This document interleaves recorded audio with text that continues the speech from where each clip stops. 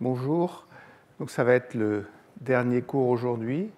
Après le cours, il y a un séminaire qui est fait par Frank Jülicher, dont le titre est Physics of Biological Condensate, qui est exactement le titre du cours, à quelques mots près. Après le séminaire, Rebecca et l'Institut de physique ont organisé un pot, vous êtes tous invités, qui aura lieu dans la salle 1. Donc on pourra se retrouver dans la salle 1 pour discuter juste après le séminaire.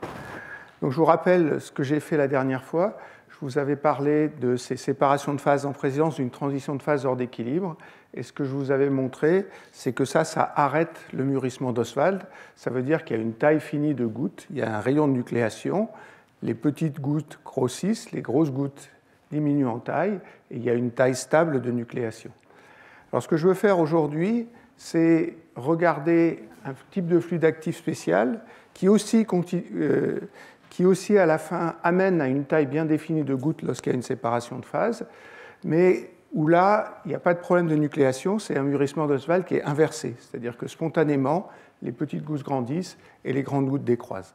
Alors j'avais un tout petit peu commencé la dernière fois, et ce que j'avais commencé à faire, c'est vous parler de tension de surface pour une séparation de phase à l'équilibre.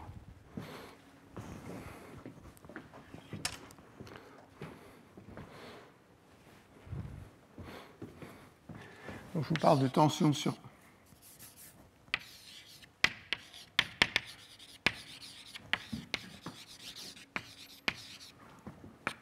Donc, je considère un fluide qui a une transition de phase qui est décrit par une énergie libre F de phi.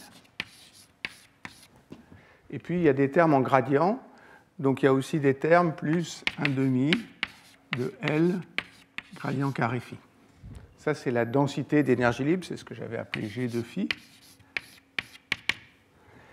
Et puis, à partir de la construction de la double tangente, je peux construire les deux phases à l'équilibre. Ce que je vous ai dit à la toute fin du cours la dernière fois, c'est qu'il y a une autre fonction qui est intéressante par rapport à F de phi, que j'ai appelée G de phi, oméga de phi,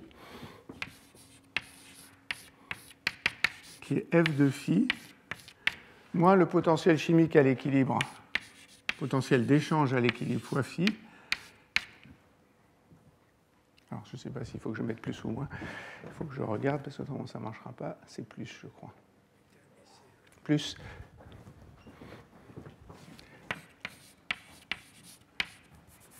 Alors, cette fonction-là, je vous l'avais tracée. Ça, c'est oméga en fonction de phi.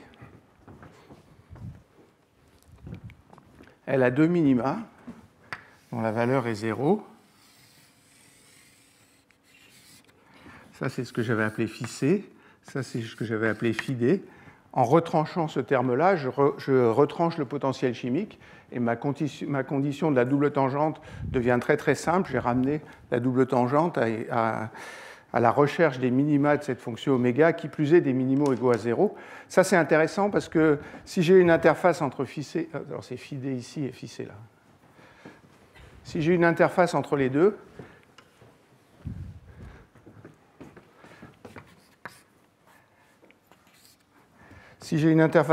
la concentration va être dans le domaine intermédiaire, c'est-à-dire que ça va me coûter de l'énergie, et quand je calcule toute l'énergie que ça me coûte, ça va me donner la tension interfaciale, c'est-à-dire l'énergie associée à cette interface. Il n'y a pas que ce terme-là qui contribue, il y a celui-là qui contribue aussi. Qu'est-ce qu'il y a ? Le carré n'est pas au bon endroit, il a raison. Pardon. Donc après, si je veux regarder comment se fait l'interface, il y a une propriété qui sera vraie, c'est que le potentiel chimique total est constant.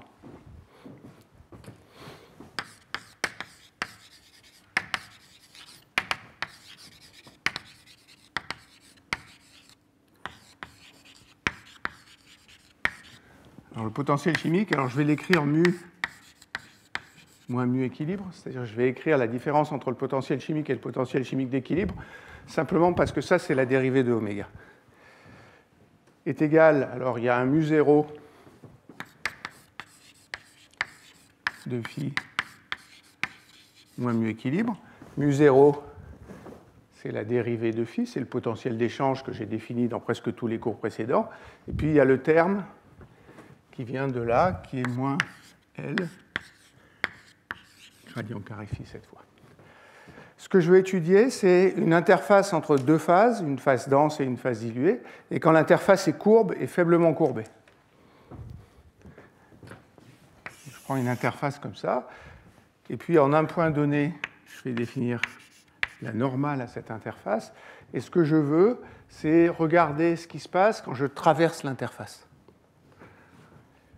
Alors, ce que j'avais fait la dernière fois, c'est que je vous avais introduit une coordonnée que j'avais appelée petit n, qui est la coordonnée le long de la normale, et j'insiste sur le fait que je travaille dans la limite où la courbure est faible.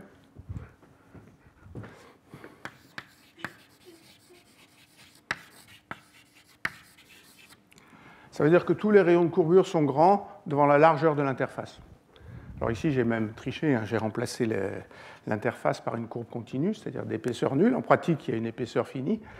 Et je suppose que la courbure est très très faible, et donc tous les rayons de courbure sont grands. Ça veut dire que la densité, elle varie essentiellement suivant le vecteur normal ici. Ce que je vous avais aussi montré, c'est que la Poisson phi dans cette approximation-là, alors c'est la dérivée seconde de la coordonnée, le Laplacien, donc il y a un d2 phi sur dn2.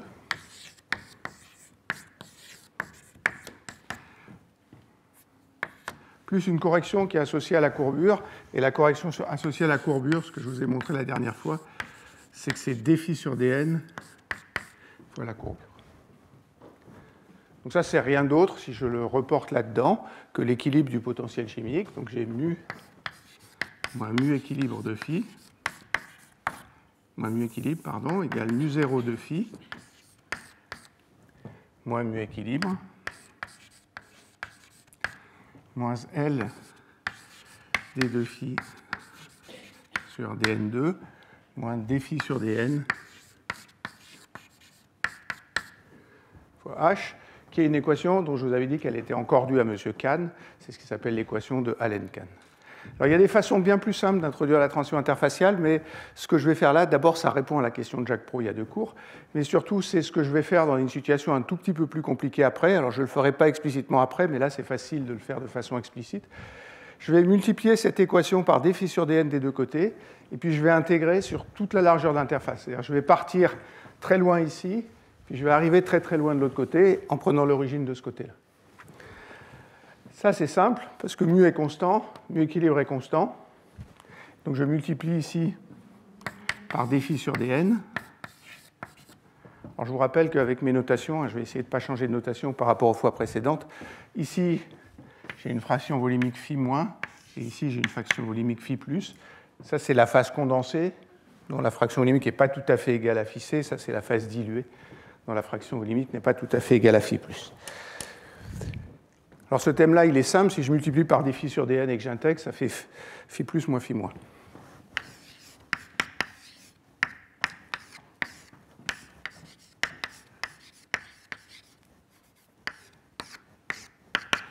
Égale d2 phi sur dn2 fois dφ sur dn. Ça, c'est la dérivée de dφ sur dn au carré. Et si j'intègre la dérivée de dφ sur dn au carré, j'ai la différence entre dφ sur dn au carré de ce côté-là et dφ sur dn au carré de ce côté-là. Mais si je suis très très loin dans une des phases, je ne sens plus l'interface, phi est constant, c'est égal à phi moins de ce côté-là, c'est égal à phi plus de ce côté-là, donc ce terme-là, il donne 0. Puis après, il reste moins, donc... alors j'ai mis ce terme-là. Ce terme-là, il donne 0. Ça, c'est la dérivée de oméga. Donc ça donne oméga du côté plus moins oméga du côté moins. Puis il me reste ce terme-là. Je vais supposer que la courbure ne varie pas beaucoup. Donc c'est comme si la courbure était constante. Donc j'ai moins somme d'un côté de l'interface à l'autre côté de l'interface, c'est-à-dire en gros de moins l'infini à plus l'infini.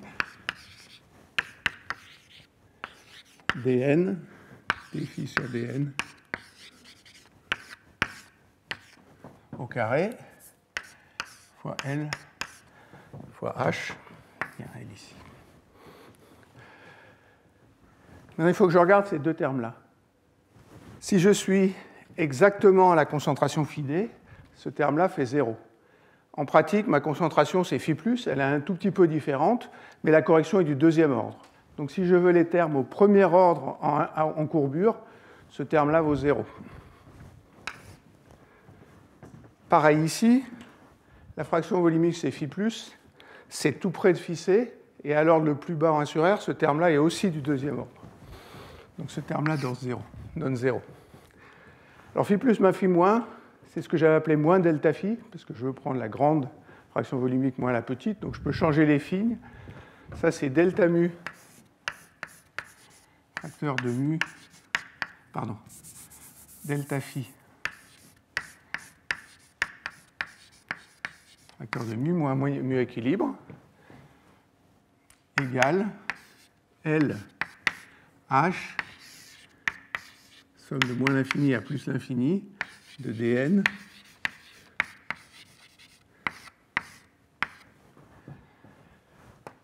delta phi, facteur de mu moins mu équilibre. Je vous ai montré dans un des cours précédents, dans le deuxième ou le troisième cours, que c'est la différence de pression osmotique en appliquant ce que j'avais appelé l'égalité de Gibbs du M. Donc ça, c'est l'écart entre la pression osmotique des deux côtés. L'écart entre la pression osmotique des deux côtés est proportionnel à la courbure totale fois quelque chose, et ça, c'est la loi de Laplace. Donc ça, c'est delta pi égale la courbure fois la tension de surface. Donc la tension de surface gamma, c'est L, somme de moins l'infini à plus l'infini. Comme j'ai déjà un H ici, je peux même le calculer pour une interface qui n'est pas courbée. Et dans ce cas-là, c'est la perpendiculaire à l'interface qui compte. Je vais l'appeler Z, des phi sur des Z au carré. Donc vous voyez qu'à partir du moment où la concentration varie d'une phase à l'autre, il y a une tension de surface, et que cette tension de surface, elle est due au fait qu'il y a un gradient. Si je suis ici entre les deux concentrations à l'équilibre, il y a une partie du gradient qui vient que je ne suis pas à une concentration à l'équilibre, et l'autre partie qui vient du coût énergétique du gradient. En fait, ces deux contributions sont égales, chacune contribue pour la moitié de ce terme-là. Donc il y avait deux choses qui m'intéressaient là-dedans. D'abord, le fait que je retrouve la loi de Laplace.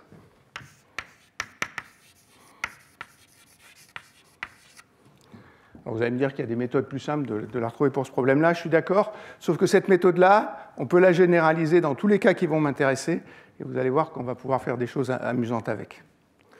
Donc voilà ce que je voulais dire pour les systèmes à l'équilibre. Maintenant, ce qui m'intéresse, c'est les systèmes hors équilibre. Donc je vais appeler ça, donc c'est deuxièmement, séparation de phase.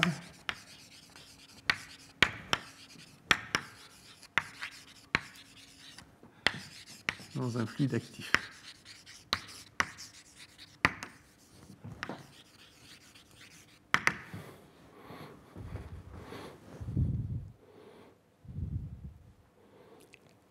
Alors si je reprends ce que je faisais à l'équilibre jusque-là, je vous ai dit, s'il y a un gradient de potentiel chimique, il y a un flux.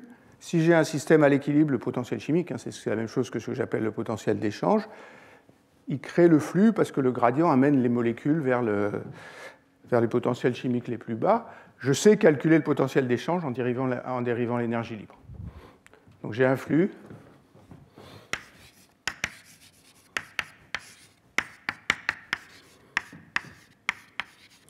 Moins lambda gradient mu, ça fait moins lambda. Gradient mu 0, ça c'est le terme qui ne dépend pas des gradients de fraction volumique. Puis j'ai ce terme moins L, gradient carré phi. Donc ça, c'est ce que j'ai fait jusque-là. Maintenant, ce que je veux faire là-dessus, c'est rajouter une contribution hors équilibre. Alors, il y a deux façons de faire ça. Soit on fait une théorie microscopique, et puis on passe du microscopique au macroscopique. C'est assez compliqué à faire. Il y a une autre façon, qui est celle que j'avais suivie dans mes cours au début sur les systèmes actifs, c'est que j'utilise les symétries du problème. C'est-à-dire que je vais rajouter à ça tous les vecteurs que je sais construire. Alors je ne vais pas rajouter tous les vecteurs parce que j'en aurai beaucoup. Je vais aussi supposer que les variations de concentration sont faibles dans le même sens que ça. C'est-à-dire qu'elles varient, mais elles varient à une échelle de taille bien plus grande que la taille que les molécules.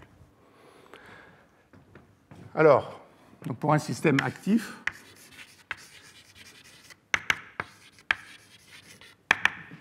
donc j'aurai les termes passifs, J.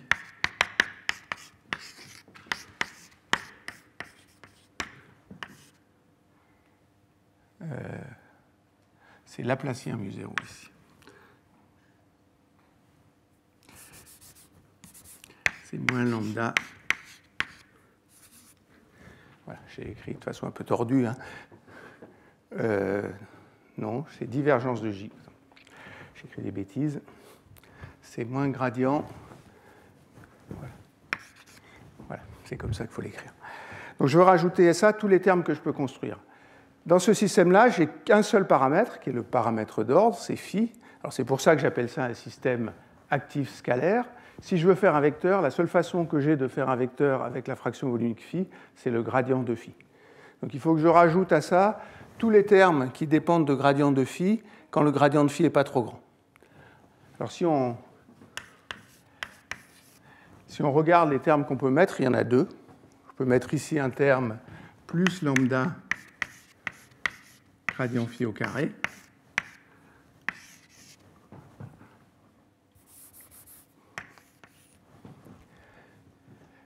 Et puis, il y a un deuxième terme que je peux mettre ici, plus, alors je vais mettre un lambda en facteur, zeta, gradient phi, donc le Laplacien de phi fois le gradient phi. Ces termes, ils sont assez similaires parce que ici j'ai une dérivée, ici j'ai deux dérivées, donc j'ai 3, je suis d'ordre 3 en gradient, et puis si je compte les puissances de phi, là j'ai gradient phi au carré, là j'ai 2 fois le gradient phi aussi, donc ils sont à l'ordre 3 en gradient et à l'ordre 2 en phi.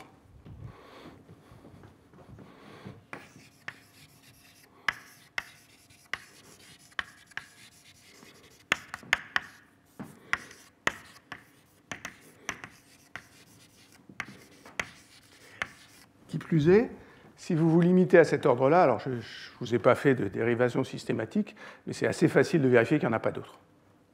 Donc ça, c'est tous les termes que je peux écrire à l'ordre 3 en gradient et à l'ordre 2 en phi. Et tout le but du cours maintenant, ça va être de voir comment ça change la séparation de phase. Donc c'est deux termes actifs qui sont là. Alors je vais faire deux remarques, 3 remarques même. La première, c'est que si je me place à une dimension, c'est-à-dire si phi ne varie que dans une direction, hein, ce qui était un peu le cas ici, où il variait surtout dans la direction n, le gradient, c'est dφ sur dz. Ça fait dφ sur dz fois d de phi sur dv2, et dφ sur dz fois d de phi sur dz2, c'est la dérivée de dφ sur dz au carré. Ça veut dire qu'à une dimension, je peux rentrer ce terme à l'intérieur du gradient. Et ça va être une contribution à lambda. Donc le terme en zeta, il me change lambda. Alors il y a un facteur 1,5 ici, donc ça fait lambda moins zeta sur 2. Donc à une dimension, tous les termes peuvent être mis à l'intérieur du gradient. Et la seule chose que ça fait, c'est que je remplace lambda par lambda moins zeta sur 2. Vous allez me dire, si c'était comme ça, je n'aurais pas besoin d'introduire zeta, ça ne changerait rien. Par contre, je suis à dimension plus grande que 1.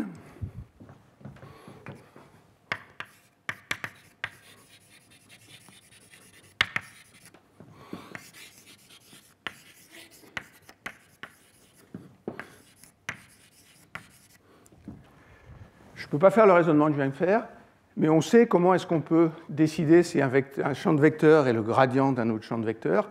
Il suffit de prendre le rotationnel. Si le rotationnel est nul, il y a toujours un potentiel, hein, c'est ce que vous savez pour le champ électrique, par exemple. Si le rotationnel de E est égal à 0, il y a un potentiel. Si le rotationnel n'est pas nul, il n'y a pas de potentiel. Donc je peux calculer le rotationnel de J.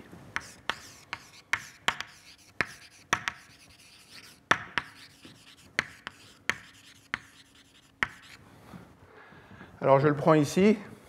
Tout ce qui est dans le gradient, rotationnel de gradient, c'est 0. Donc tous ces termes-là, ils me donnent 0. Donc le seul terme qui peut ne pas être qu'équivalent à un potentiel, c'est le terme en zeta.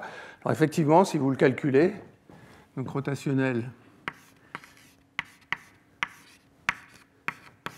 j'aime bien écrire ces choses-là avec des vecteurs nabla, hein, c'est le produit vectoriel entre le vecteur gradient et puis le vecteur j. Alors il vient de là, il y a lambda de zeta. Puis si vous faites un peu attention aux formules de combinaison du rotationnel et des gradients, ça c'est gradient de Laplacien phi, vectoriel gradient phi. Maintenant, si je choisis un sans phi quelconque, je peux calculer son Laplacien, le gradient du Laplacien, mais rien ne me dit que le gradient du Laplacien est aligné avec le gradient de phi lui-même. Dans ce cas-là, le rotationnel est non nul. Si le rotationnel est non nul, ça veut dire que je ne peux pas définir de potentiel chimique dans cette histoire-là. Donc mon système est bien à l'équilibre parce que je ne peux pas définir de potentiel chimique. Qui plus est, si je ne peux pas définir de potentiel chimique, je ne peux pas définir d'énergie libre. Il n'est pas à l'équilibre. Oui.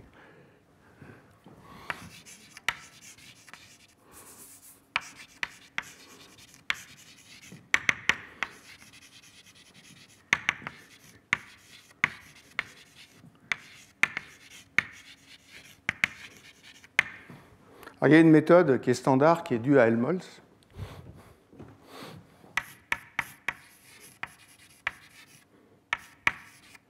C'est que pour un champ de vecteurs quelconque, même si vous ne pouvez pas définir un potentiel associé à ce champ de vecteurs, on peut toujours écrire ce champ de vecteurs comme une partie dont le rotationnel est nul et une partie dont la divergence est nulle. Ça veut dire que je peux écrire que J, alors je vais écrire moins lambda gradient mu plus quelque chose, et ça sera le potentiel associé à ce champ-là. Ça, c'est ce qui se passe quand le rotationnel est nul, puis il y a une partie dont la divergence est nulle, et un champ de vecteurs dont la divergence est nulle. Là, cette fois, ce n'est plus le champ électrique qu'il faut considérer, c'est le champ magnétique, c'est le rotationnel du potentiel vecteur.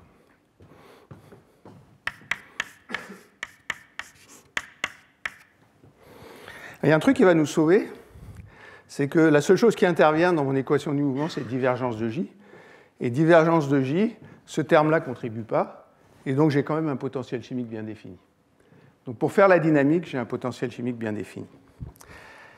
Alors ce que je veux faire, c'est prendre ce fluide-là, qui est géré par un courant comme ça, et puis je veux regarder l'équilibre de phase. Et la façon de faire ça, c'est que je vais regarder une interface entre deux phases.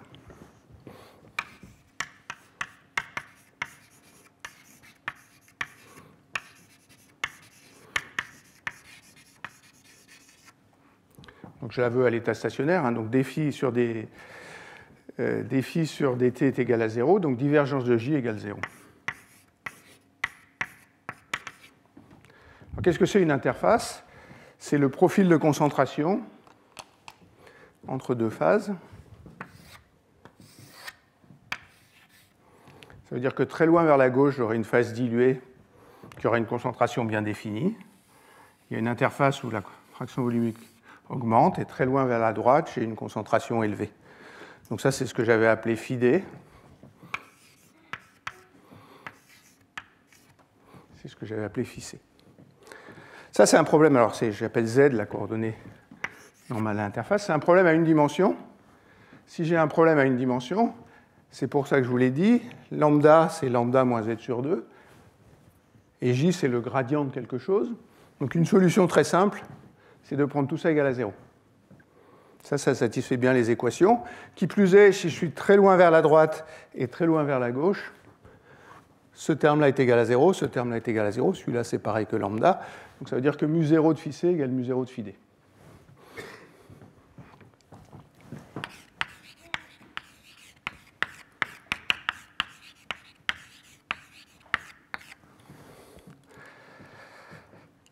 Bon, ça, pour l'instant, il n'y a aucune surprise, hein, c'est ce que j'ai fait pour un fluide à l'équilibre.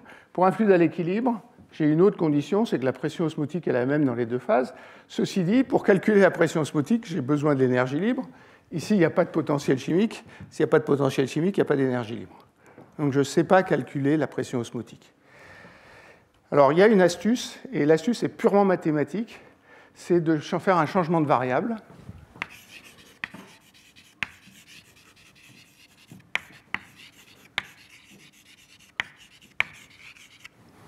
Au lieu d'utiliser la fraction volumique phi, je vais introduire une fonction de phi, psi,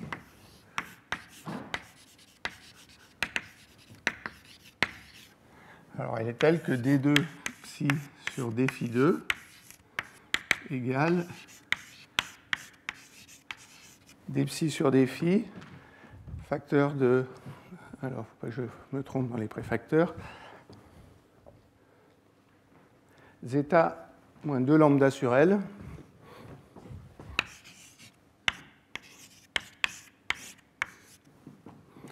Elle fait intervenir que zeta moins 2 lambda, hein, c'est normal, puisque je vous ai dit qu'il suffit que je remplace lambda par lambda moins zeta sur 2.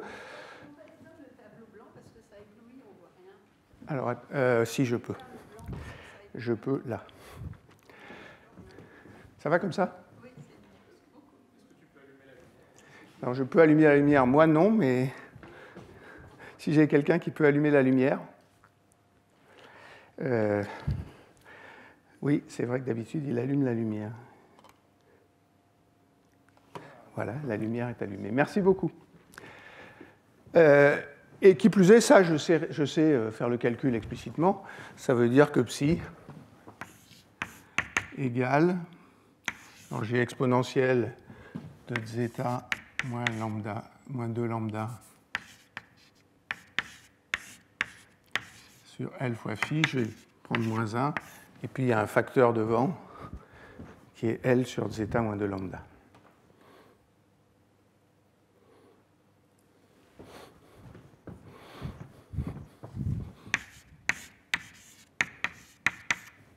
Donc, il n'y a aucune astuce, hein, c'est une équation du premier degré.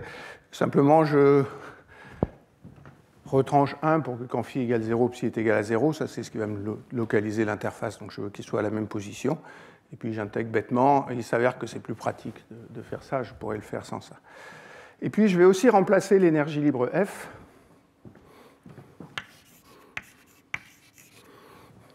par une énergie libre G qui, cette fois, ne va pas dépendre de phi, mais va dépendre de psi. Et je vais choisir G de façon à ce que df sur dφ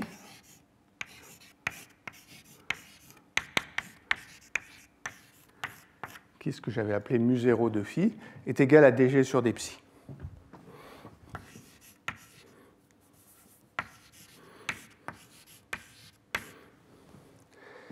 Alors mathématiquement, ça marche, je ne vais pas vous faire des calculs, mais si on fait ça, on ramène le système à un système qui ressemble à un système d'équilibre, où l'énergie libre par unité de volume, c'est G, et où le paramètre d'ordre, qui joue le rôle de phi, c'est psi.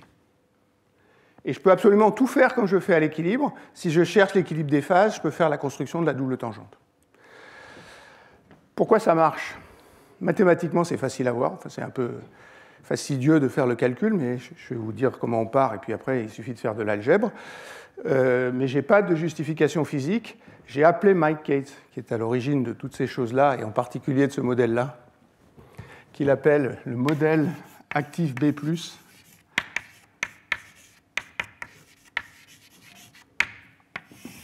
Alors pour les aficionados des transitions de phase, il y a un article célèbre des années 70 par Alperin et Hohenberg, où ils traitent toutes les dynamiques possibles pour les transitions de phase avec un paramètre d'ordre scalaire. Il y a un modèle A, un modèle B, un modèle C, un modèle D, un modèle E, un modèle F, un modèle H. Donc le modèle d'équilibre, c'est le modèle B. Après, il l'a fait actif. Puis il a rajouté un plus parce que dans la première version, il n'avait pas mis ce terme-là. Et vous allez voir que ce terme-là, c'est lui qui fait toute l'histoire que je vais vous raconter. Donc, je l'ai appelé, je lui ai dit, mais est-ce que tu as une interprétation physique? Il m'a dit non, pour moi, pour l'instant, c'est une opération mathématique. Ça donne la réponse est bien en accord avec les simulations numériques, mais je n'ai pas d'interprétation physique.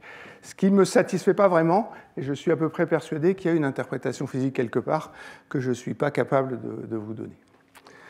Maintenant, si vous faites ça, donc maintenant, il y a un potentiel chimique. Hein. Donc, je vais l'appeler mu tilde. C'est mu plus mu c. Il est ici, hein, c'est mu0 moins L gradient carré phi.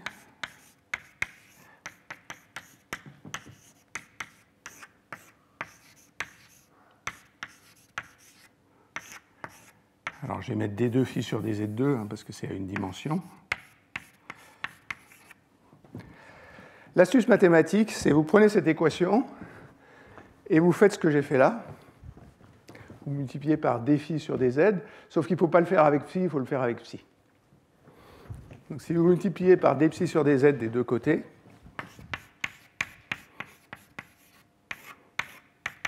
et puis vous intégrez, pareil, entre moins l'infini et plus l'infini. Alors si vous d'abord vous multipliez par dψ sur dz, ce que vous trouvez, donc pareil que tout à l'heure, hein, mu tilde est constant. Donc vous trouvez que mu tilde d psi sur dz moins dg sur dz égale moins L sur 2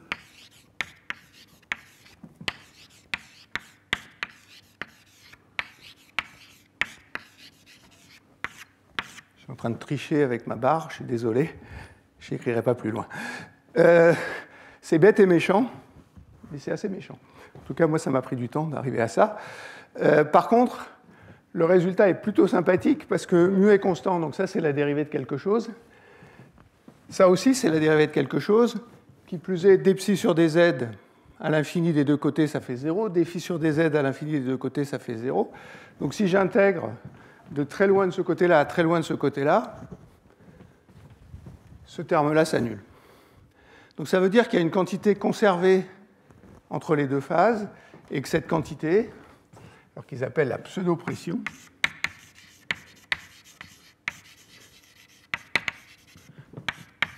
je vais l'appeler P pour ne pas l'appeler pi, pour bien insister sur le fait que ce n'est pas la pression osmotique, c'est simplement mu tilde psi moins J.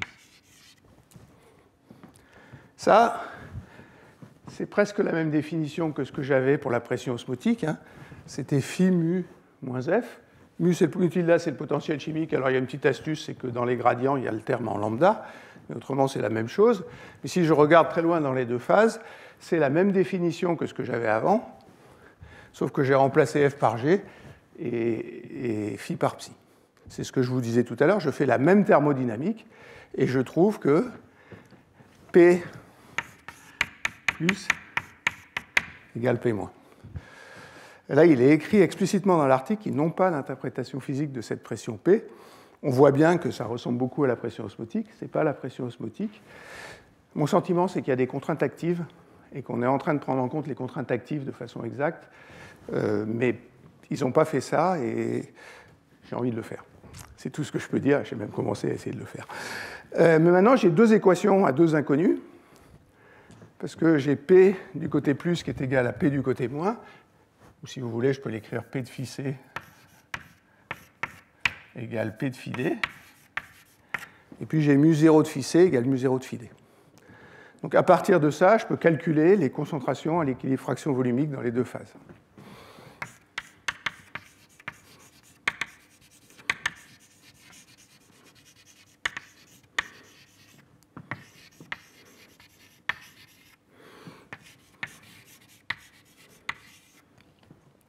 Alors ils l'ont fait numériquement. Si on le fait numériquement, il faut se donner une énergie libre. Et donc ils ont pris une énergie libre, donc une densité d'énergie. Il ne faut pas que j'écrive là. Je vais écrire à gauche là-bas.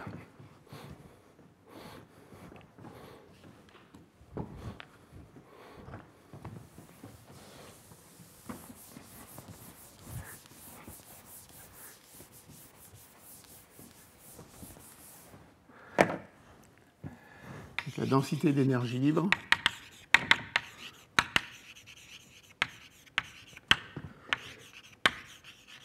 Alors, ils prennent l'énergie libre standard qu'on prend pour une théorie de Landau. Ça veut dire qu'ils prennent F de phi égale une constante, un quart. Ça, c'est une théorie, un développement de Landau jusqu'à la puissance 4 en phi qu'on prend symétrique. Alors, vous allez me dire, ça ne va pas bien parce que le minimum phi c c'est égal à 1, phi d c'est égal à moins 1. Ça veut dire qu'ils ont translaté l'échelle de phi de façon à revenir à ça. Donc ma fraction volumique dans la phase diluée, c'est une constante plus phi d, et la fraction volumique dans la phase concentrée, c'est la même constante plus phi d. Et à partir de ça, on peut faire le calcul. C'est une solution d'équation algébrique. Donc maintenant, si j'arrive à revenir en arrière sur ce qui ne plaisait pas à Françoise, voilà. Et donc, ils calculent, alors, ils les appellent phi2 et phi1. 0, c'est le système passif.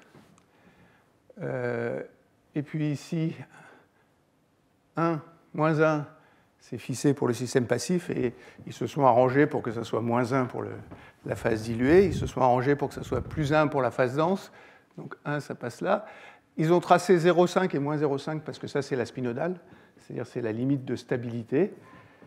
Et puis vous voyez que la concentration dans la phase diluée et la concentration dans la phase dense dépendent explicitement de zeta et de lambda. Et dans ce cas-là, comme le seul paramètre qui compte, c'est lambda moins zeta sur 2, ça dépend explicitement de zeta moins 2 lambda. Alors vous allez me dire, so what? La forme explicite ne m'intéresse pas beaucoup. Ce qui m'intéresse, c'est que le diagramme de phase, c'est-à-dire la concentration très très loin de l'interface ici et très très loin de l'interface ici, ne dépend pas que des paramètres qu'il y a dans μ0, elle dépend aussi de ce coefficient du gradient. Et j'avoue que je ne connais aucune transition de phase où les coefficients des gradients déterminent la concentration dans les phases qui sont à l'équilibre. La première réaction, c'est de dire, facile, en fait, il y a une queue à longue portée ici, et donc jusqu'au bout, on va sentir l'interface. Ça n'a pas l'air vrai. C'est-à-dire quand on fait le développement au voisinage de l'infini, les concentrations ont l'air de relaxer exponentiellement vers les valeurs qui sont là. Donc, je ne sais pas d'où ça vient. C'est relié au fait que ce n'est pas la pression osmotique qu'on utilise, c'est cette pression-là. Mais on a un système ici où l'interface fixe la concentration des deux phases à l'équilibre, ce qui est totalement inhabituel. Donc voilà ce qu'on trouve pour le système à une dimension.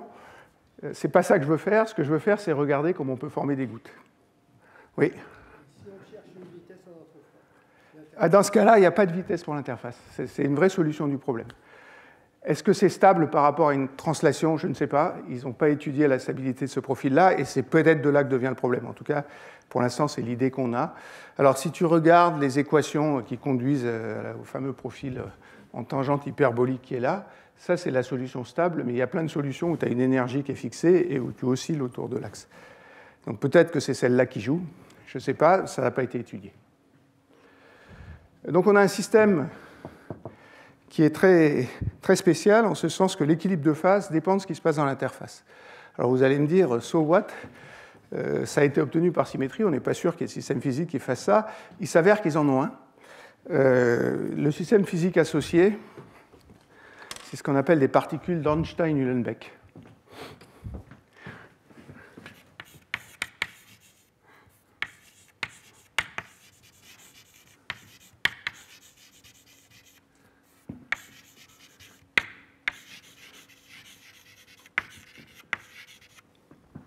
Qu'est-ce que c'est une particule d'Ornstein-Uhlenbeck? Les particules que vous connaissez, c'est des particules qui sont browniennes, c'est-à-dire qui ont un coefficient de diffusion. Et le bruit qui agit sur ces particules, par exemple le bruit de Langevin, n'est pas corrélé en temps. Si vous prenez des particules dont le bruit de Langevin est corrélé en temps, ça veut dire qu'elles vont à vitesse constante pendant un certain temps, puis après elles tournent de façon aléatoire. C'est exactement ça qu'on appelle des particules d'Ornstein-Uhlenbeck. Dans l'article, alors je n'ai pas écrit le nom, mais c'est Tijung.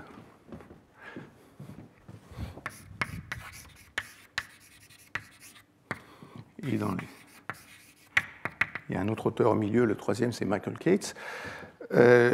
Ils ont fait un coarse graining explicite, ça veut dire qu'ils sont partis de cette description en termes d'équation d'Ornstein-Uhlenbeck des particules, et ils sont passés aux variables macroscopiques, qui sont une ici, qui est cette fraction volumique phi, et ils montrent que l'équation pour le courant, c'est celle que j'ai écrite ici.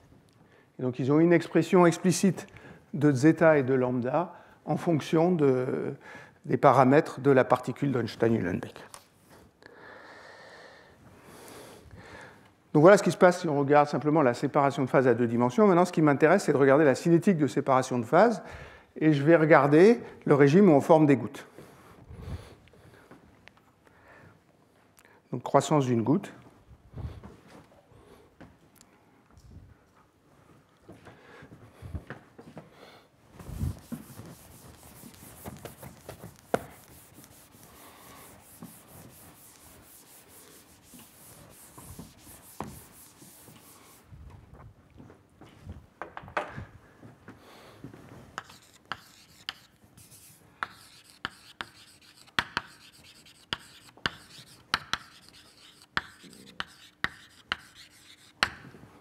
Donc pour la croissance de la goutte, je vais utiliser toujours la même équation qui, dans le cas à l'équilibre, conduisait à ce que j'ai appelé l'équation de Canillard. C'est que dφ sur dt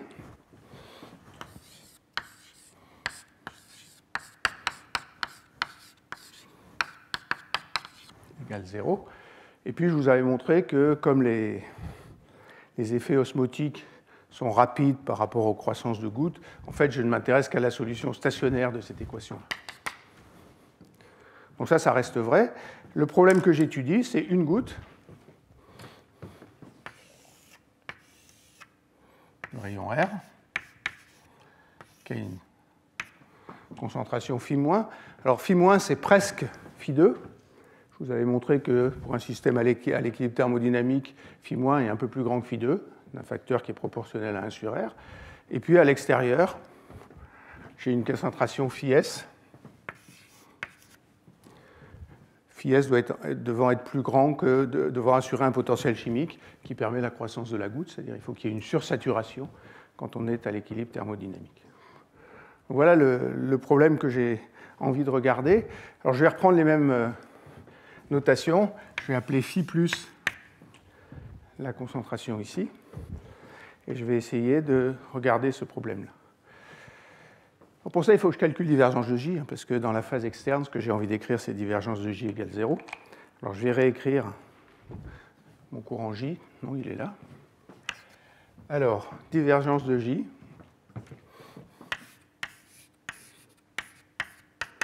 égale,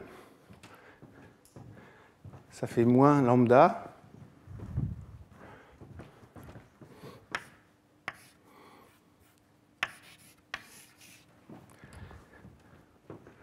puis pour tous ces termes-là, c'est simple, j'ai la divergence d'un gradient, ça c'est le Laplacien.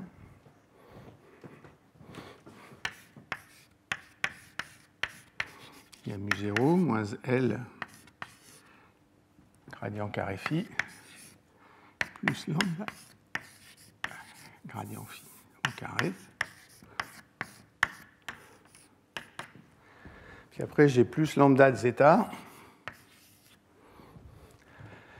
facteur de la divergence de ça. Alors si je prends le gradient du premier terme, ça fait la Laplacien phi au carré.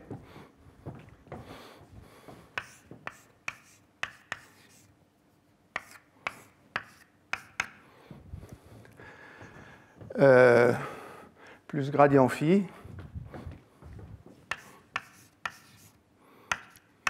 scalaire gradient de Laplacien phi.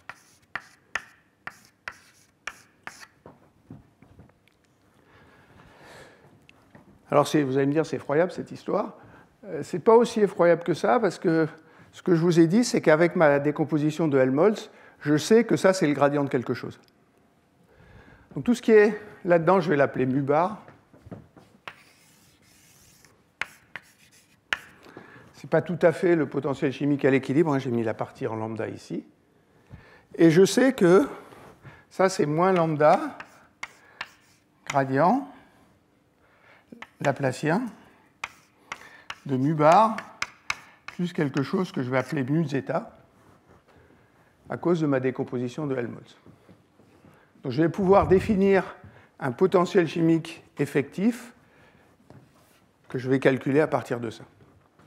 Alors, c'est assez facile de le calculer à partir de ça. Je suis en train d'écrire que moins lambda gradient de mu de zeta égale zeta gradient carré phi au carré plus gradient phi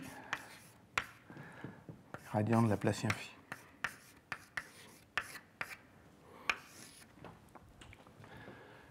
Et je vais supposer que ma goutte est sphérique. Donc je peux travailler en coordonnées sphériques et que la seule coordonnée qui compte, c'est R. Il y a une seule coordonnée qui compte. Mon système est invariant par rotation au centre de la goutte. Ça, c'est gradient carré là. C'est une équation du deuxième degré en mu de zeta qui est linéaire. Donc je sais la résoudre. Je résous l'équation homogène. Après, je fais la variation de la constante. Et après pas mal de calculs, j'arriverai à mu de zeta. Alors, je ne vais pas vous faire le calcul, il n'en est pas question, mais je vais vous montrer la réponse.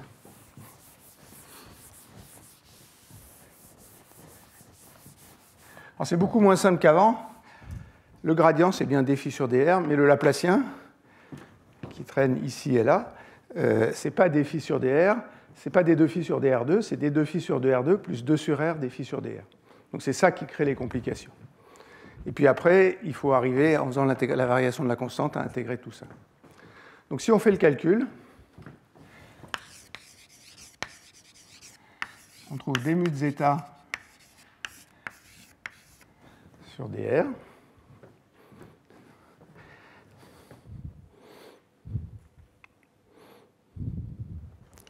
égale moins de zeta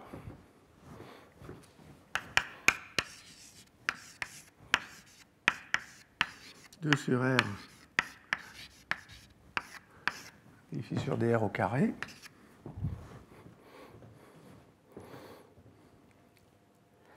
plus dφ sur dr d 2φ sur dr2.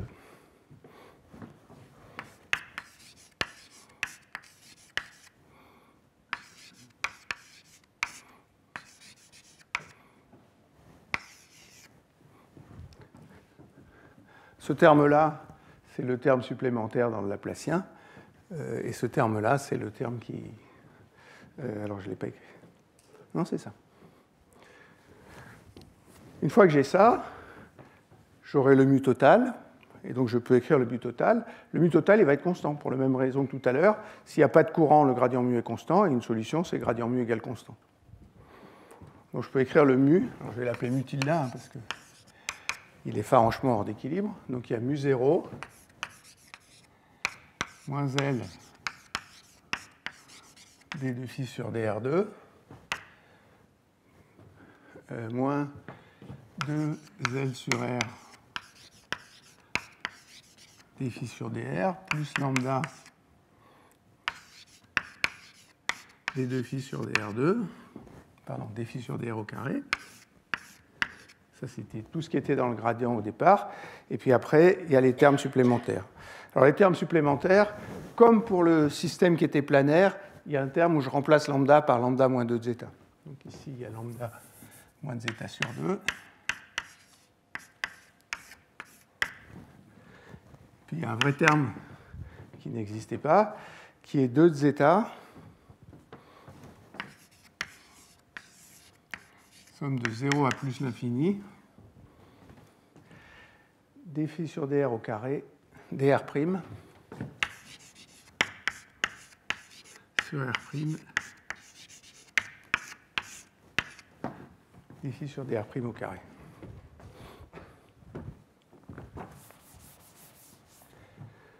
Donc voilà ce qui joue le rôle du potentiel chimique. Et à l'équilibre entre les phases, ou quand je regarde un problème comme ça, je sais que mu tilde il doit être constant.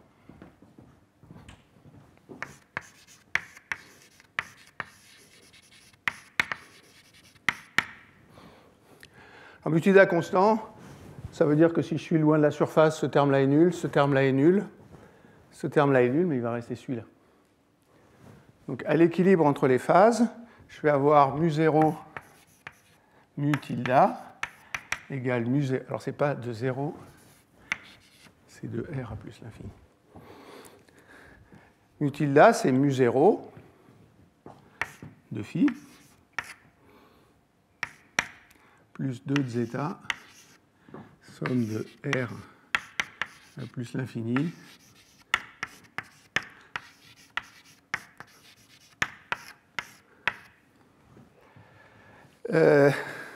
ça veut dire que j'ai perdu, si j'écris que c'est égal entre l'intérieur et l'extérieur, j'ai perdu la propriété que le potentiel chimique est continu sur la surface, parce que j'ai ce terme-là en plus. Maintenant, il faut regarder cette intégrale-là. Tout le gradient, il est à l'interface. Donc le gradient, il est localisé à l'interface. Si je me place à l'intérieur de la goutte, ça ne va pas dépendre beaucoup de l'endroit où je pars. La seule chose qui compte, c'est que je vais traverser l'interface. Donc si R est plus petit que grand R, cette intégrale-là, c'est 2 de zeta, je vais l'appeler delta, somme de R à plus l'infini de dr' sur R' dφ sur dr' au carré.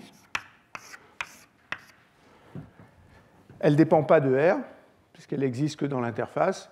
Et donc elle est constante et elle est égale à la valeur que j'obtiendrai quand R égale 0. Donc à l'intérieur de la goutte, je trouve la contribution de l'intégrale sur la largeur de l'interface et ça me chiffre le potentiel chimique. Donc si je regarde à l'extérieur de la goutte, c'est-à-dire si je pars de là, d phi sur dr c'est à peu près 0. Et donc cette intégrale-là, elle est nulle à l'extérieur de la goutte.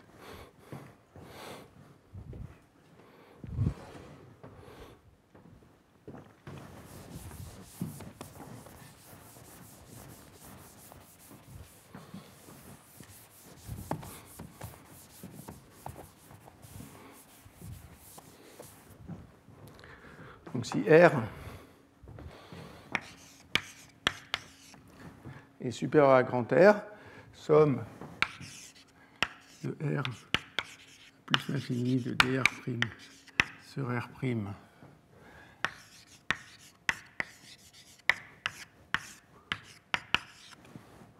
Alors bien sûr, si je fais un calcul propre, elle ne saute pas exactement. Il y a une variation très brusque de l'intégrale à l'interface. Mais si je regarde l'égalité des potentiels chimiques maintenant, ça c'est continu, et ça a un saut. Donc ça veut dire que le potentiel chimique mu0 de phi, il a un saut à l'interface.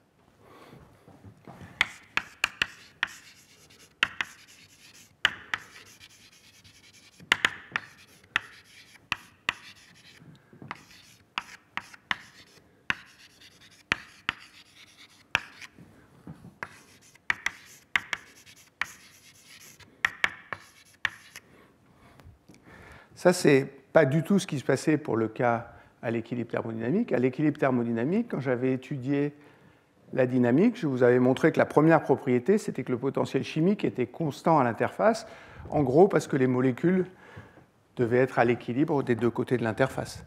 Ici, ce n'est pas vrai parce qu'il y a ce terme supplémentaire, et celui-là, pour le coup, il a longue portée.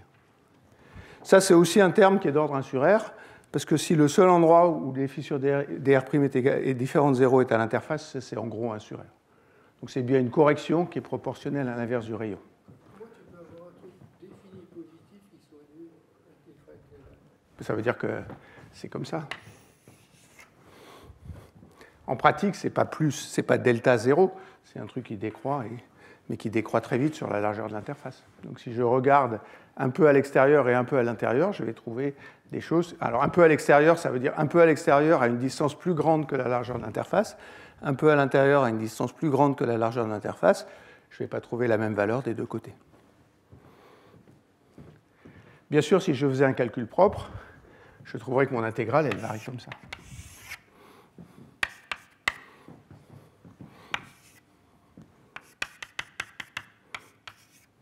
Avec une largeur ici qui est la largeur de l'interface.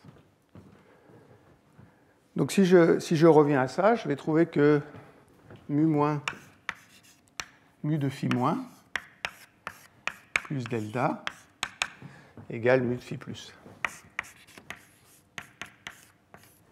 Donc à une échelle macroscopique, où je fais tendre la largeur de l'interface vers 0, il y a un saut du potentiel chimique.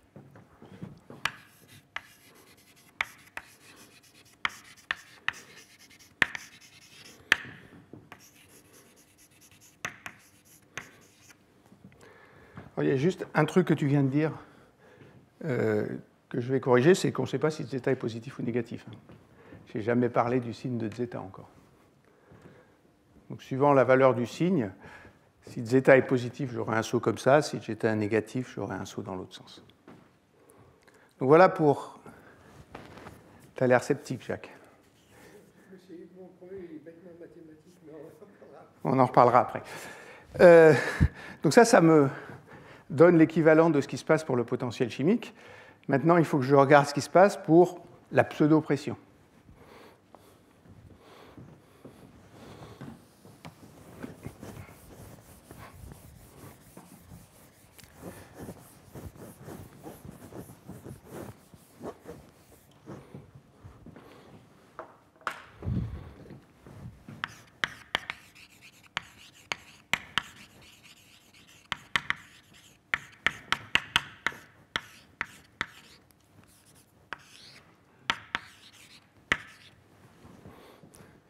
Alors, vous n'allez pas être surpris de ce que je vais faire pour ça.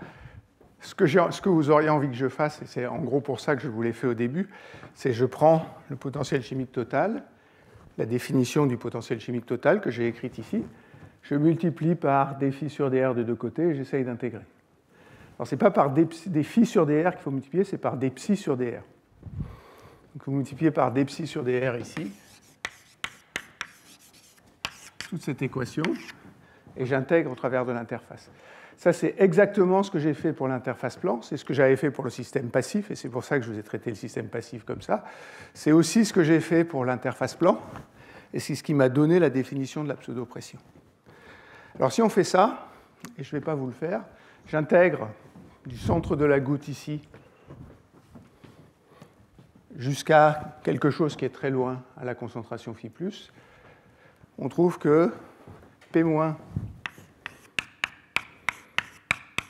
P+, c'est-à-dire la pression à l'intérieur de la goutte moins la pression à l'extérieur de la goutte, est égale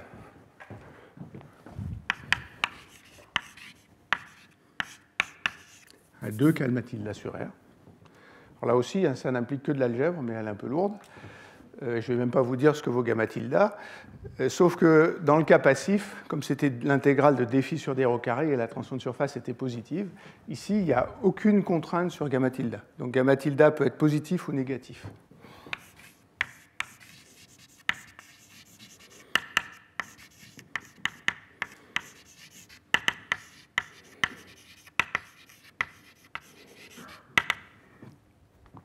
Ça veut dire que je peux avoir des tensions.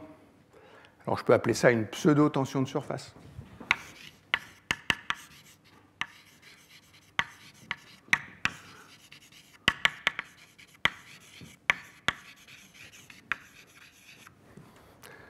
Je peux avoir une pseudo-tension de surface positive et une pseudo-tension de surface négative. Quand on lit ça la première fois, on saute au plafond, on dit aussi la tension de surface est négative, la goutte est instable. Sauf que ce n'est pas la pression, c'est cette espèce de pseudo-pression. Et rien ne nous dit que quand la tension de surface effective est négative, le système est instable. Il s'avère qu'il y a des régimes où la goutte est stable, bien que gamma tilde soit négatif.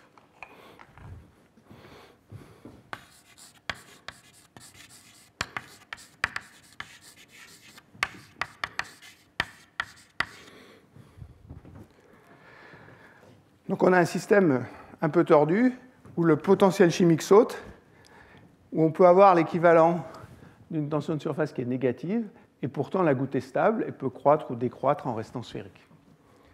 Alors, maintenant, une fois que vous connaissez l'équation pour la différence de potentiel chimique entre les deux côtés et la différence de pression entre les deux côtés, on peut calculer la pression des deux côtés. Alors, c'est ce qu'ils ont fait. Le plus simple, c'est de regarder la pression. Alors, ce calcul-là, il est fait pour zeta égale moins 4.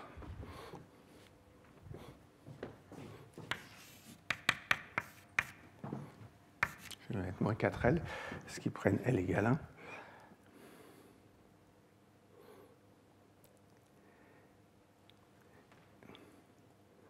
1. Et lambda varie. Il y en a un qui est lambda égale moins 0,5 et l'autre c'est lambda égale plus 0,5. Si vous regardez ce qui se passe dans la phase dense, qui est ça c'est la phase d'équilibre. Alors ce que j'appelle la phase d'équilibre, c'est la phase que j'ai calculée pour une interface plane. On trouve quelque chose à l'intérieur de la goutte qui est plus grand que pour l'interface plane. Ça c'est mon équation de Gibbs-Thompson. Elle est à peu près vérifiée. Dans les deux cas, quand j'augmente le rayon, la différence tend vers 0. Toutes les corrections que j'ai calculées sont en 1 sur R, donc il n'y a pas de surprise avec ça. Ça, ce n'est pas très contraire, en tout cas à mon intuition à moi. Ben voilà, les valeurs sont là, ce n'est pas moins 0,5, c'est moins 1.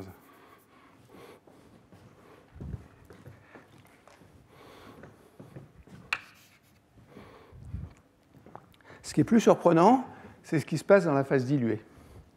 Alors pareil, la phase diluée à l'équilibre, elle serait ici.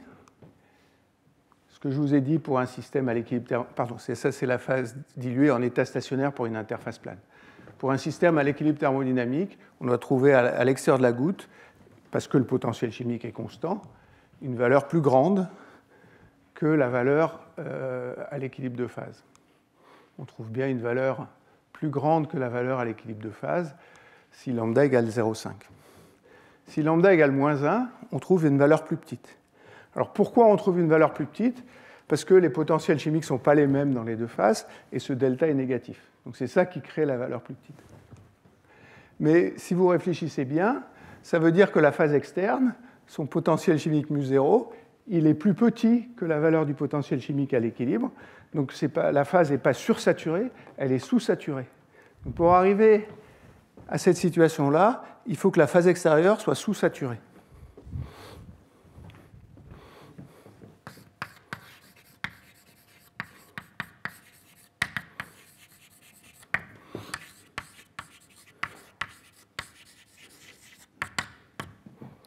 Alors ça, pour le coup, c'est assez contraire à mon intuition, parce que dans toutes les transitions de phase, si vous voulez faire condenser de l'eau, vous prenez une vapeur sursaturée et l'eau condense.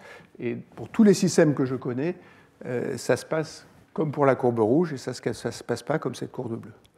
On a un système qui est très très spécial, où éventuellement on peut avoir des gouttes qui croissent ou qui décroissent, mais il faut que la phase externe soit sous-saturée, et dans ce cas-là, la tension de surface est négative. Donc ça, c'est si gamma tilde est inférieur à 0.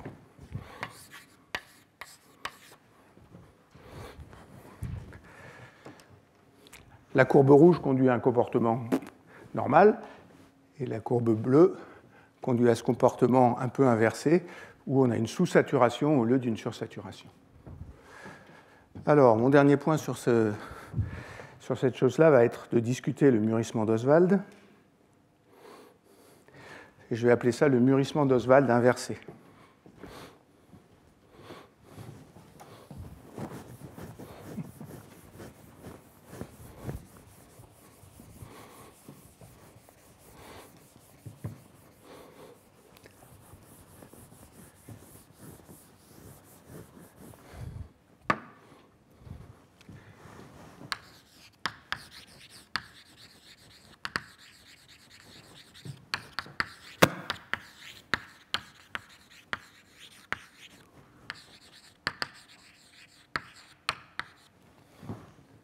Non, il n'y a plus de surprise dans la façon dont on fait le calcul. J'ai les deux conditions à l'interface.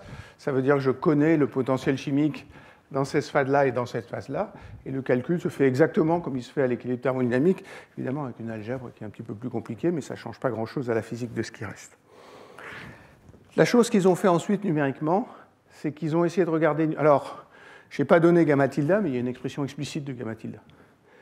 Donc ils ont repris l'énergie libre que j'ai donnée, et ils ont cherché dans quelles conditions la tension, la pseudo-tension de surface était négative. Il y a deux régions où la pseudo-tension de surface est négative. Donc cette fois, ils utilisaient les paramètres lambda et zeta, donc les deux paramètres que j'ai rajoutés pour rendre le système hors équilibre. Il y a une région ici quand lambda est grand et quand zeta est grand. Et puis il y a une région que celle que j'ai montrée tout à l'heure, quand zeta est très négatif et lambda est très négatif. Alors si vous prenez une théorie où vous prenez une énergie libre de Landau, comme elle est invariante par renversement des paramètres, la théorie est invariante si vous remplacez phi par moins phi, lambda par moins lambda et zeta par moins zeta. Donc si vous trouvez celle-là, qui est celle qui va m'intéresser, vous trouvez celle-là de la même façon. Maintenant, une fois qu'on connaît, et je ne vais pas vous refaire le calcul, parce qu'il est très très semblable à ce que j'ai fait à l'équilibre, on peut écrire l'équation pour la croissance de la goutte.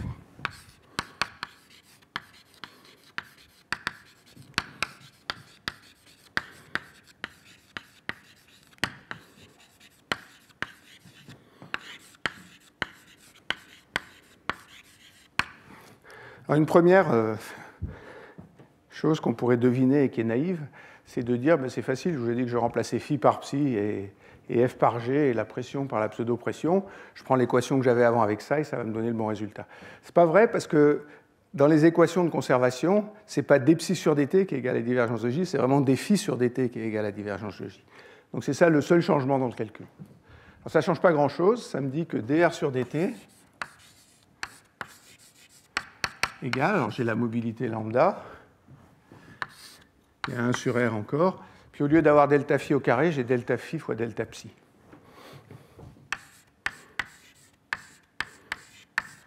où delta phi, c'est phi moins phi plus, et delta psi,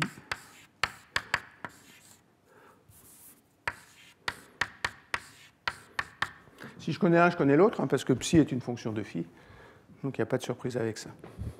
Et puis il y a les mêmes deux termes qu'avant.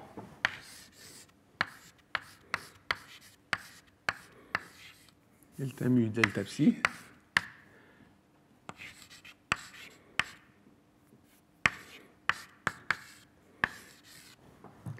Ça, ce delta mu, c'est ce que avant j'appelais la sursaturation, c'est-à-dire la différence entre le potentiel chimique à l'extérieur et le potentiel chimique à l'équilibre pour une interface plane. Et je vous ai montré qu'il était négatif cette fois. Donc delta mu, c'est la sous-saturation.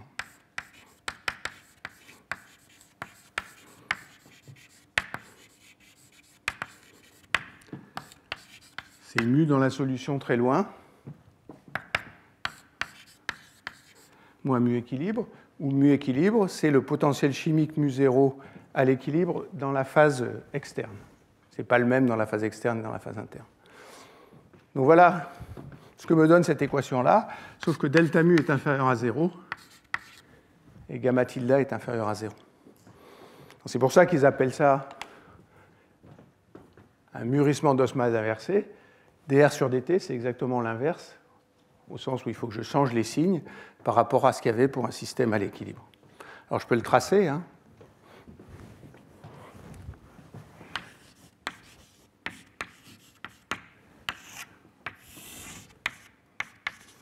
dr sur dt en fonction de r. Je vais mettre 0 ici.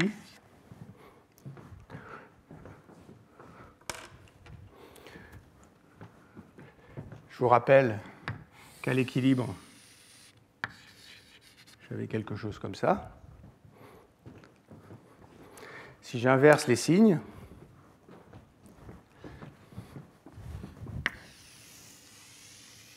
j'ai quelque chose comme ça. Et puis on peut regarder la stabilité comme j'avais regardé pour les réactions chimiques. Si vous prenez une petite goutte, si ça c'est 0, dans cette région, dr sur dt est positif, ça veut dire que la petite goutte croît. Si vous prenez une grande goutte, dr sur dt est négatif et la grande goutte croît. Donc ici, il y a un rayon de nucléation stable.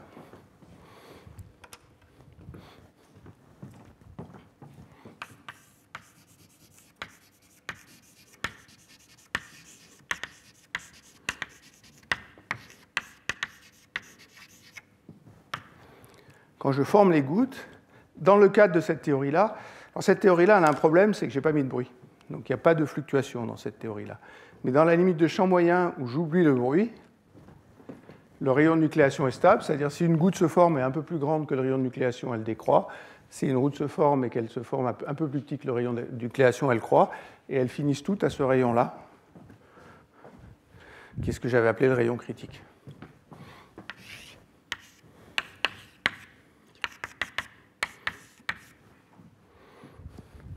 Donc, dans ce système hors équilibre, le phénomène est inversé et on arrive automatiquement à des gouttes stables, moyennant le fait qu'il y a du bruit. Que j'ai oublié le bruit, pardon. Donc il faut rajouter du bruit et la chose reste qualitativement la même si on rajoute du bruit. Donc on forme spontanément des gouttes qui ont ce rayon-là. Ce rayon-là, il est donné par la même formule que ce que j'avais avant, hein. Le rayon critique. C'est 2 gamma sur delta phi, delta nu. Il est bien positif parce que ça c'est négatif et ça c'est négatif.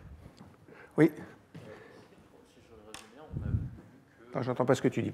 Si je résume, on a vu que même sans avoir de vraie interface physique, il y a quand même une forme de tension de surface.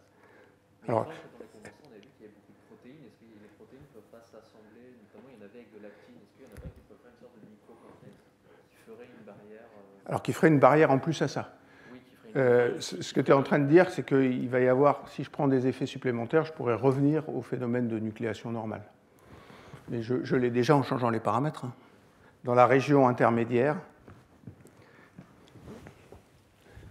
dans cette région qui s'appelle A ici, la tension de surface est positive, parce que c'est comme ça que ça a été construit, mais si la tension de surface est positive, le point qu'on avait, qui était les courbes en rouge, il y a bien une sursaturation des deux côtés, et c'est de la nucléation classique. Alors après, on peut se poser la question de est-ce que physiquement on arrive à créer des situations comme ça à l'intérieur d'une cellule? Je ne sais pas. Et il y a encore pas mal de points ouverts, parce que comme je disais, mathématiquement, je suis sûr que ça marche, c'est-à-dire je suis capable de refaire les calculs, ça m'a pris du temps, mais je suis capable de refaire les calculs. Vous expliquez pourquoi c'est ça qui joue le rôle de la pression et pourquoi c'est ça qui joue le rôle de la tension de surface. C'est quelque chose que je vois mathématiquement, mais dont je ne comprends absolument pas l'interprétation physique.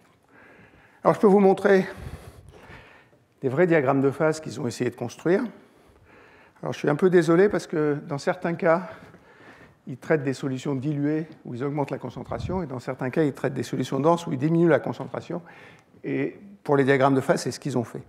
Donc il faut renverser tous les signes. Ça veut dire que le cas qui va m'intéresser, c'est zeta égale moins 1 et lambda égale 0,5. Ça serait une solution diluée. Alors, il faut changer phi en 1 moins phi, ou en moins phi dans leur cas. Donc c'est la solution diluée. Je vois apparaître une deuxième phase. À un certain moment, comme la concentration moyenne est trop grande, c'est la phase dense qui occupe la majorité de l'espace et la phase diluée au milieu. Puis quand la concentration est trop dense, on n'a que la phase dense. Donc ça, c'est le scénario classique qu'on a pour une transition de phase à l'équilibre.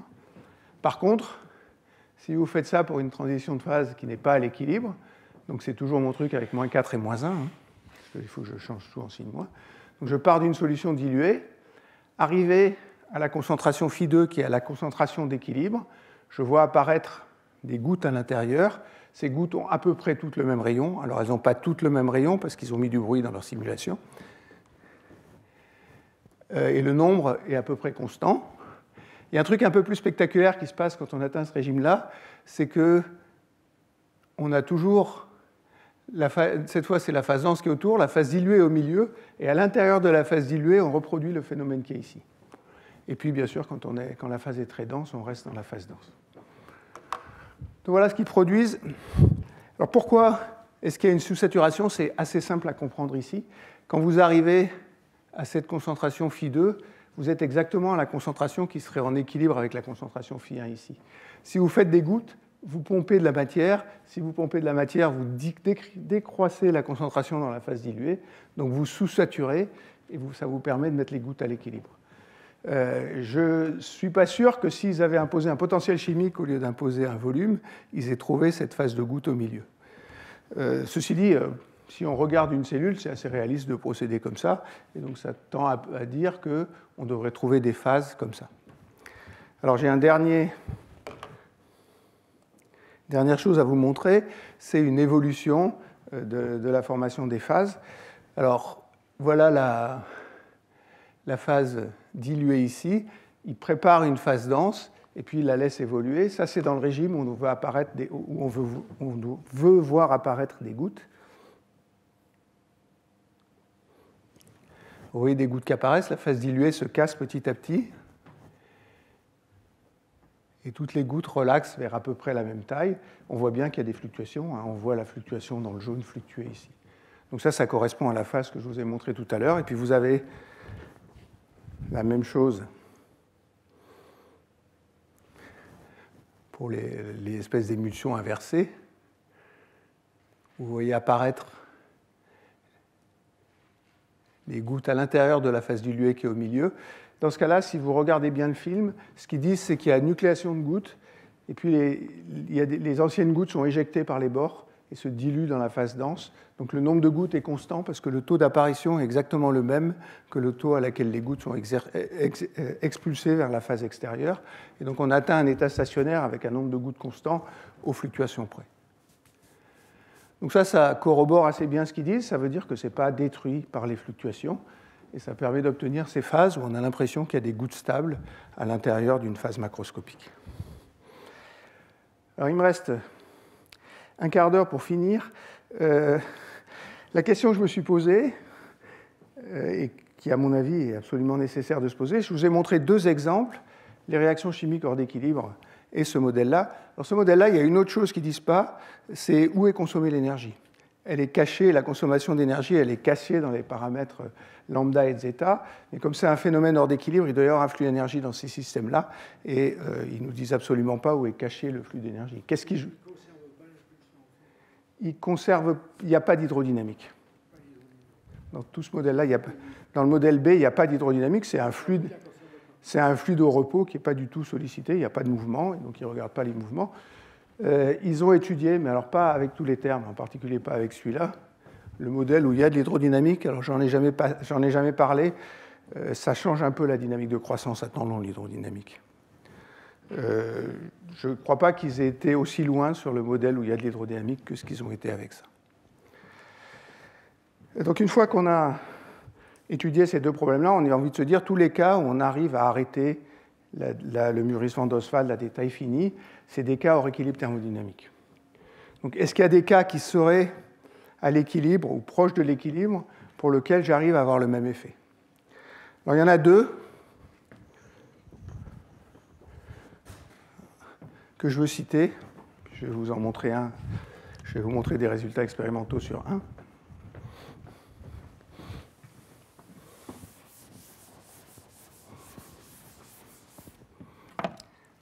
Alors, je vais appeler ça mûrissement élastique.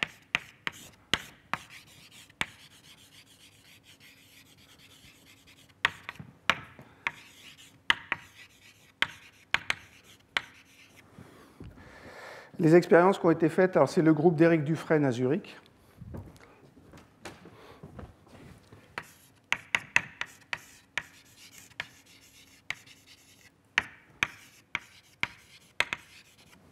Mais la théorie a été faite par le même David Zwicker, qui est un étudiant de Franck et qui maintenant est à Göttingen. Et c'est lui qui a fait les calculs que je vous ai montrés la dernière fois. L'idée d'Éric Dufresne, c'est de regarder la décomposition spinodale dans un milieu élastique.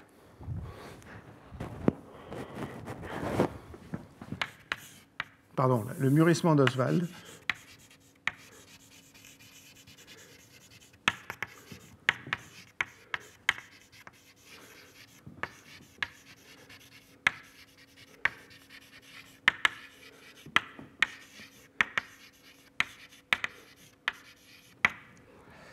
Et alors la façon dont il fait ça, il prend un gel. Son gel, c'est du PDMS.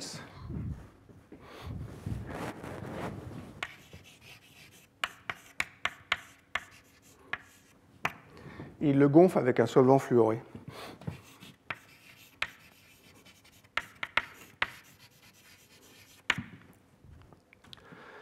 Donc si vous partez d'un gel qui est bien gonflé, si vous voulez faire apparaître une goutte de fluide au milieu, il faut déformer le gel pour l'écarter, pour laisser la place pour la goutte de fluide. Donc en gros, il faut faire caviter le gel. Il y a bien une tension de surface entre les deux phases, celle où il y a surtout du fluide et celle où il y a surtout du gel, mais surtout vous déformez le gel. Donc il faut inclure dans le bilan des pressions que j'ai fait là-bas, il faut inclure la pression élastique créée par la déformation du gel.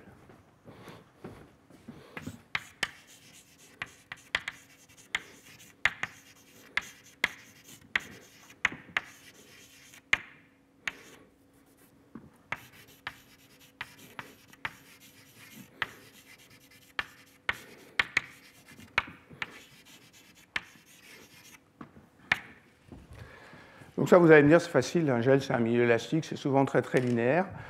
Sauf que si vous essayez de faire croître une goutte dans un gel en le déformant uniquement de façon élastique, la pression qu'il faut exercer, elle est indépendante de la taille. Donc pour avoir l'effet, il faut faire un calcul d'élasticité non linéaire. Et c'est ça qu'a fait David Zwicker.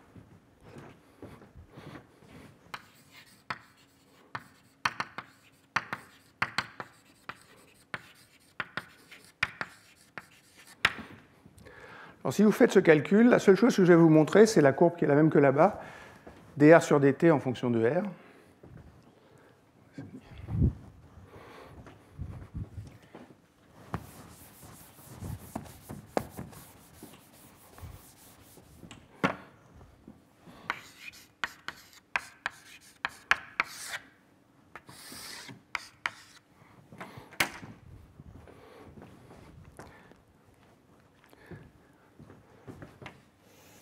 Il y a bien un rayon de nucléation, c'est-à-dire un rayon d'équilibre instable, et puis la courbe fait ça. Ici, c'est dominé par la pression élastique. Ça, c'est exactement la même courbe, sauf peut-être ce qui se passe très loin à droite ici, que celle qu'on avait trouvée pour la réaction chimique au rééquilibre. Ça veut dire qu'il y a deux points fixes. Celui-là est instable, c'est ce que j'avais appelé R1, et ça, c'est la nucléation. Et ça, c'est ce que j'avais appelé R2. Et ça, c'est le rayon d'équilibre stable.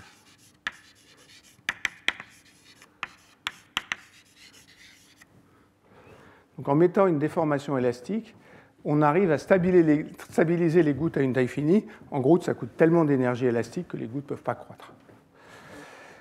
J'ai plusieurs commentaires.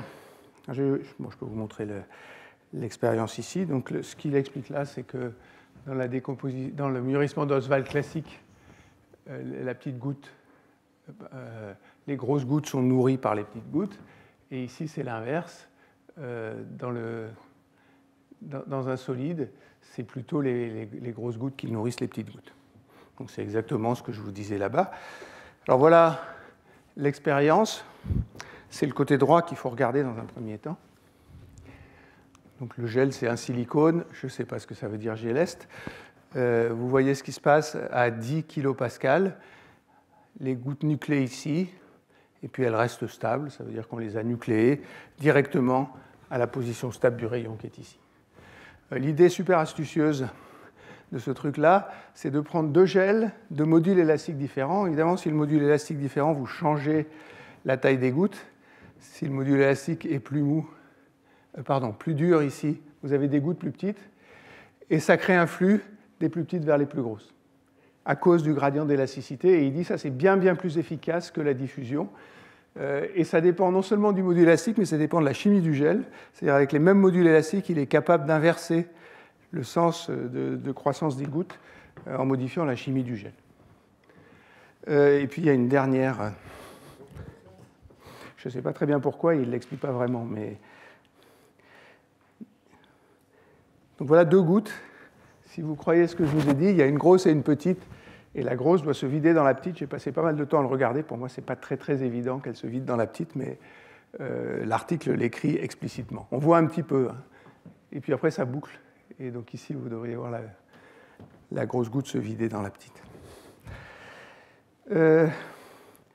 J'ai un certain nombre de commentaires à faire là-dessus. Le premier, j'aurais raconté ça beaucoup, c'est qu'en fait, ce phénomène-là était connu. Et il était connu de Lifshitz. Donc ce n'est pas Kahn, cette fois, c'est Lifshitz. Lifshitz a écrit un article sur ce qu'il appelait le mûrissement élastique, où l'élasticité du gel bloque la croissance d'une goutte. Alors ce n'était pas un gel, c'était dans un solide, mais les équations sont les mêmes. En fait, j'ai raconté ce que je voulais faire dans mon cours à Lev Truskinowski, et il m'a dit d'un air un peu méprisant, oui, Lifshitz a déjà fait ça. Donc j'ai cherché sur Google Scholar, on trouve le titre de l'article de Lifshitz, mais c'est publié dans Doklady, je ne sais pas quoi, Soviet Union. Je l'ai rappelé, je lui ai dit quand même. Et il m'avait dit, mais même moi j'ai repris ça dans un de mes calculs, ni son article à lui, ni celui de Lifshitz sont accessibles en anglais. Il m'a même proposé de me le traduire. Je lui ai dit, on va voir quand même, on va essayer de faire mieux que ça. Mais donc il y a un article de Lifshitz qui prévoit ça. Une deuxième remarque, c'est que les transitions de phase dans les gels, ça a été étudié de façon assez extensive dans les années 90, notamment par quelqu'un à Strasbourg qui s'appelait Jacques Bastide.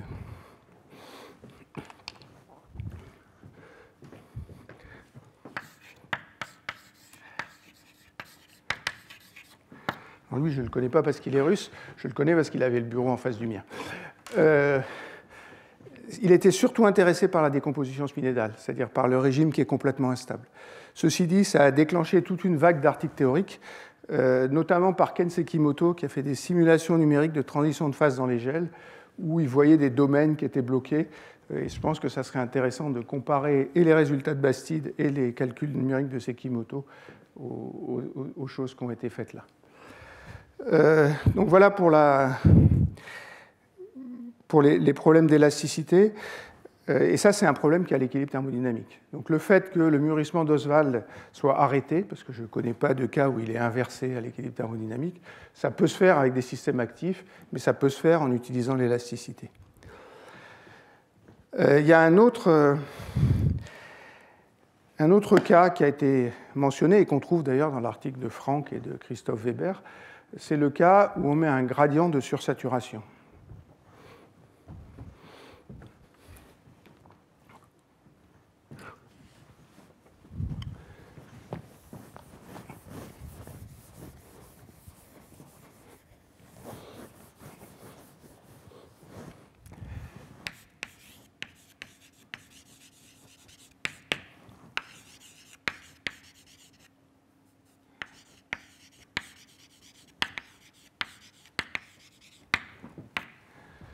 Là aussi, on arrive à arrêter le mûrissement d'Oswald avec un gradient de sursaturation.